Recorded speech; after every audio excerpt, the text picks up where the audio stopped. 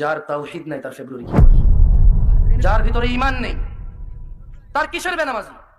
যে ঈমান বোঝে না, যে তাওহীদ বোঝে না, তার ফেব্রুয়ারি কি, বড়দিন কি, জিনা কি, ব্যভিচার কি, মদ কি, সুদ কি, মারামারি কি, হত্যা কি, দুর্নীতি কি, তাকে বুঝে তো লাভ নাই। মনে রাখবেন 14ই ফেব্রুয়ারি থেকে নিষেধ করে লাভ নেই। ওই সকল মানুষ যায় যারা তাদের রবকে বোঝেনি। মনে রাখবেন আমি আজকে রবের সাথে পরিচয় করে দিয়েছি এদের।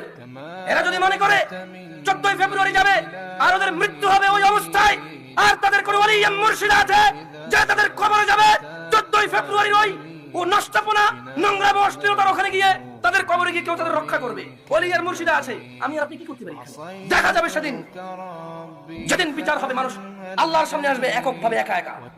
সেই দিন দেখা যাবে ইয়াউমা ইয়াফিরুল মারউ মিন আখিহি, যেদিন মানুষ পলায়ন করবে তার ভাই থেকে, ওয়া উম্মিহি ওয়া আবিহি,